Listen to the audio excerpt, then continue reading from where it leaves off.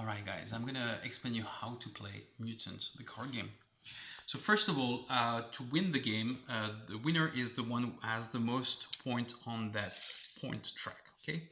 There's two ways to win points in this game. The first one is by being the best placed on that power track, arena track, at the end of each round. A round is composed of many turns, which the round finishes when everybody is done playing their 6 cards. Okay, so at the end of the round, each round, whoever is best position gets 4, and whoever is in the middle position gets the small number here. If you're in the last position, then you get nothing. In a 2-player, you either get 4 or nothing.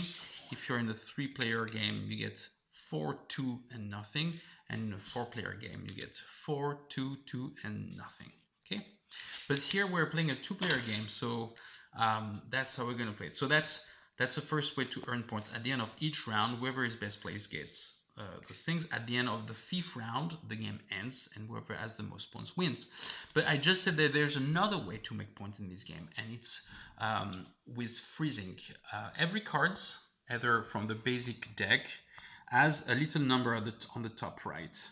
But also your advanced card from your gene pool also have numbers, and as you can see, those are much stronger numbers. 3, 3. This one is 1 victory point for each beast icon, for example, and those will count towards the your final score if those cards are in your freeze zone. If you move here, you'll see that the freeze zone is here. How do you get cards in your freeze zone? It's very simple. Either every time you have to reshuffle your discard, you need to put 1 card in your freeze zone. Okay, so every time, so going so-called cycling through your deck and getting as much as out as possible will allow you to freeze more. And the other one is through cards effects. Many cards will give you a chance to freeze. For example, this triple B here says freeze a card from your discard. As simple as that. So that's the first thing. And so one is a public scoring from here, and the other one is kind of a hidden scoring, giving some spice and a final reveal for some excitement. So that's how the scoring works. Now, let's talk about each round. I mentioned that each round finishes when every player has played all their cards. Every player has 6 fresh new cards from the top of their deck at the beginning, except for the first round where everybody starts with a fully symmetrical card and of 1 of each 6 basic mutants. Okay. During your turn, each player does always the same thing, and there is a little helper. First, move your active mutant left or right, and then take one of the 3 actions. So first, number 1, what does it mean? The active mutant is the card you played on the previous round. So on the first round, there's nothing to do because nothing is here. But on the second turn, on the second turn though, you will have the previous card that you've played here, and the first thing you need to do is move it left or right in order to make room for the card you're going to play on that turn. The first time it's going to happen like this, then it's going to happen like this, and then on that 4th turn, moving will mean that a card leaves. And it brings me to the cards themselves. Each card has 2 effects, either a deploy effect or a leave effect. The deploy effect happens immediately when you play a mutant. Okay, only that top line happens, but the leave effect happens only when a card leaves. And so that I was pushing this alien out, it's only then that the bottom effect will happen. Okay, so this is very important because it means that those 2 effects happen at very different timing in the game and require some planning. So back to square one. First thing to do is move your active mutant left or right. Done. Then second thing is to take 1 action out of 3. Very simple. The first one is deploy a mutant. It's simply play a card from your hand. As simple as that. Let's say that I play a mutant, or a zombie. This will give me +2 in the power track. I will show you how this works a bit later. Okay, that's deploy a mutant. The second thing you can do is to breed a mutant. So breeding a mutant is kind of like buying a card, if I may, to be reductive, and you can buy out of your private gene pool. Let's say that I want to buy the Wampara. Wampara has an alien and a beast gene. So I need to have exactly those cards in my hand, or at least exactly those icons, and to discard those cards with those icons in order to breed this card. When you breed this card, now that I've discarded the exact matching genes, this card comes immediately into play. And its deployability is immediately put. So I would immediately get +3. This card though is acquired, so it's going to move like everybody else. After, we'll go in your discard, go back in here and be able to play it again. Okay, so but that's breeding. The last thing you can do is called incubate. And incubate is kind of very slow breeding.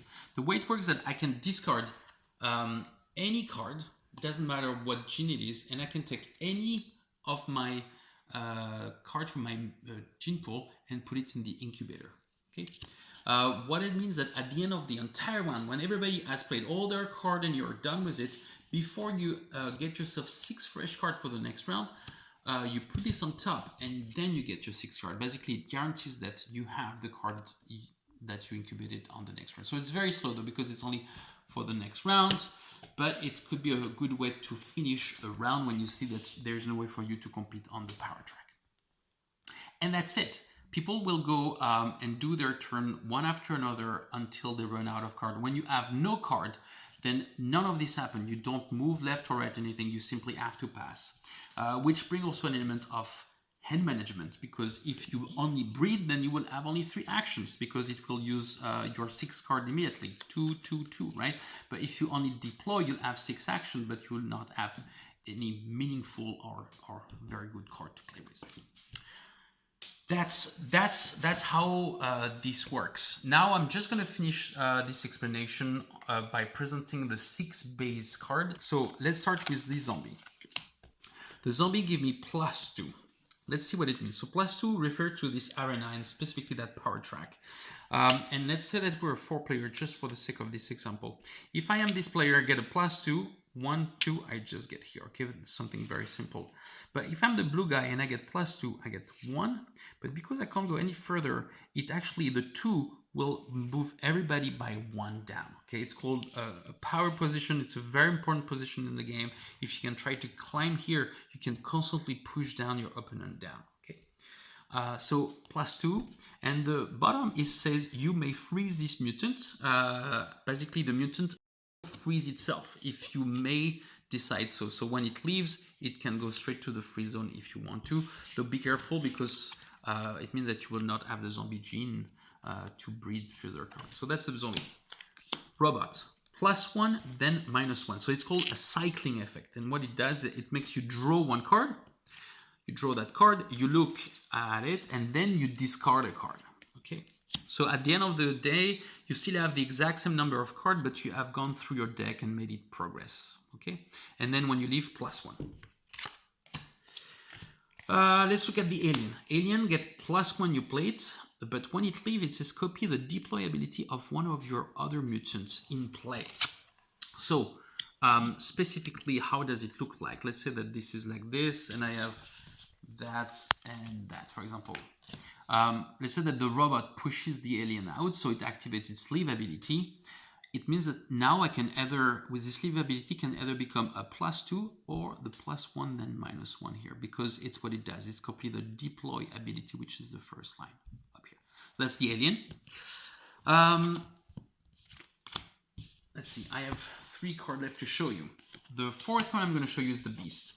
You may discard any 2 cards to gain a mutant to your hand. So let's say that I play the beast. Let's come here, play the beast, and I simply discard any 2 cards. It doesn't matter what genes they are, and that allows me to take in my hand any 3 of my top card of my gene pool. So let's say I decide to take this in my hand.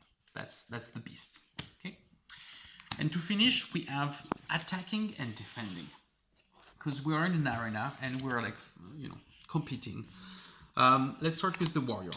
When you play it, +1. When it leaves, player dominating you knockdowns mutant in the same spot. What does it mean? First of all, dominating. The blue here dominates everybody else. Basically, dominating is with best position on the power track. Also, when someone is on top of another, it actually dominates. So the tiebreaker is whoever is on top. So whoever is the toppest position is winning the tie versus someone who is at the bottom. So the blue here still dominates everybody else. That's player dominating you knocks down mutant in position. So let me show you how knocking down works. Let's say that I have those 3 cards and that my alien got knocked down. Knocking down simply means that this card is turned around. Okay, and what it does is that this card will still move out normally, but its leave ability will never be played. That's all. Okay. Finally, my last card is the Demon, and the Demon is a passive ability called Defending. When you play this card, let's go straight up, put this card in play. When I play this card, nothing happened, okay? This card will actually only activate when someone attacks me, and attacking is always signaled on a card with this little arrow and blood, okay? So the leave effect of a warrior is an attack. And what it means is that when I have a defense card, none of this is, all of this is ignored entirely, and it's replaced by the text of this. So in this case, it would say +1 and knock down this mutant. So instead of having, so let's say my beasts knocked down, only this one is knocked down, for example. But you have some very, very powerful defensive card in the advanced deck. And that's it. There are other icons that I invite you to look for on the rulebook, and this ongoing effect transform, but it should all be explained properly in this rulebook. If you have any question, don't hesitate to write to me or Erin. We'll be more than happy to answer your question. We hope you enjoy this prototype and hope to hear back from you soon. Thank you.